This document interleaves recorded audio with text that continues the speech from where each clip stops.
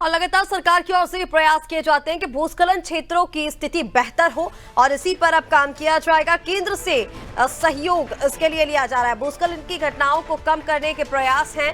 भूस्खलन क्षेत्रों की स्थिति अब और बेहतर होगी, जिसके लिए सहयोग दिया जा रहा है। केंद्र से सहयोग मिल रहा है और लगातार उत्तराखंड की सरकार भी इस प्रयास में है कि जो घटनाएं भूस्खलन की वजह से हो जाती हैं, मार्ग जो अवरुद्ध हो जाते हैं लगातार, और कई सारे जो हादसे हैं वो हमने बीते दिनों में देखे हैं।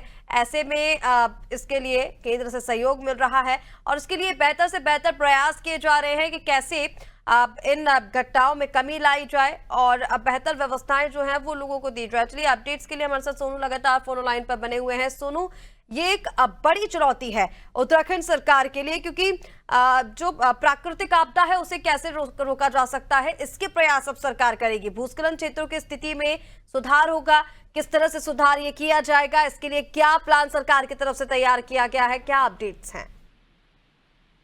वाकई ऋषिका, ये एक बड़ी चुनौती शासन सरकार के लिए है और खास तौर से उन यात्रा मार्गों पर जहां पर निरंतर यात्रियों की आवाजाही रहती है। कई ऐसे क्षेत्र हैं, अगर हम गढ़वाल मंडल की बात करें, चारधाम यात्रा मार्ग की बात करें, तो कई ऐसे भूस्खलन प्रभावित क्षेत्र हैं जहां पर इस समस्या के समाधान का उपचार तो किया जाता है, धनराशि का भी उपयोग किया जाता है, बावजूद इसके परमानेंट जो है उसका समाधान होता हुआ दिखाई नहीं दे रहा। ऐसे में अब केंद्र का भी सहयोग लिया जा रहा है। जो राज्य का आपदा प्रबंधन प्राधिकरण है, वो उत्तराखंड भूस्खलन न्यूनीकरण और प्रबंधन केंद्र जो है वो केंद्र के जो राष्ट्रीय आपदा प्रबंधन प्राधिकरण है उसको इस समस्या के परमानेंट समाधान के लिए प्रस्ताव भेज रहा है और इसमें केंद्र का भी सहयोग दिया जा रहा है। केंद्र की तरफ से भी सहयोग ये मिल रहा है कि जहां पर इस समस्या के समाधान के लिए आर्थिक सहयोग की जरूरत होती है, केंद्र के स्तर से ये सहयोग आर्थिक रूप में दिया जाता है।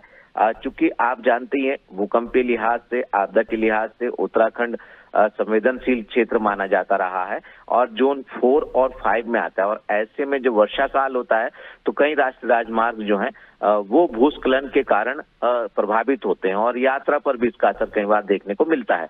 ऐसे में कैसे इस समस्या का समाधान हो सकता है? केंद्र की धामी सरकार, माफ कीजिए, राज्य की धामी सरकार और केंद्र की मोदी सरकार, ये दोनों ही सरकारें संयुक्त रूप से कैसे समस्या का समाधान कर सकते हैं, ये लगातार प्रयास किए जा रहे हैं। और इसमें जहां पर उपकरणों की जरूरत है, जहां पर कर्मचारी और अधिकारियों की अतिरिक्त संख्या में आवश्यकता है और इसके साथ साथ जो तमाम आर्थिक रूप से सहयोग की आवश्यकता होती है वो केंद्र से दिया जाता है। तो उम्मीद यही की जा रही है, देहरादून के अलावा पिथौरागढ़ से लेके आपके गढ़वाल क्षेत्र तक और गढ़वाल से लेकर कुमाऊं क्षेत्र तक, जहां जहां पर भूमि धंसने के मामले आते हैं या फिर कहीं पर ज्यादा संवेदनशील भूस्खलन के हिसाब से क्षेत्र है, इन सभी का न्यूनीकरण किया जाए, इनका समाधान किया जाए। इसके लिए कुछ क्षेत्रों के लिए डीपीआर भी तैयार की जा रही है, कुछ क्षेत्रों के लिए केंद्र ने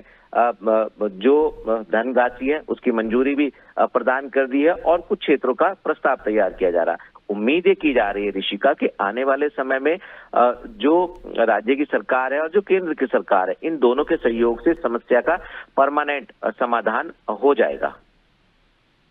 बिल्कुल सोनू, देखिए, उम्मीद तो यही की जा रही है कि जिस तरह से सहयोग, हालांकि जैसे कि आपने भी बताया कि केंद्र से अब सहयोग दिया जाएगा तो बेहतर सुविधाएं जो देने के प्रयास है यात्रियों को, क्योंकि रोजाना हम यहाँ पर देखते हैं कि श्रद्धालुओं की संख्या बढ़ती है, यात्रा लगातार उत्तराखंड में जारी रहती है। पर्यटन के लिहाज से भी यहाँ पर काफी ज्यादा जो यात्री हैं वो आते हैं।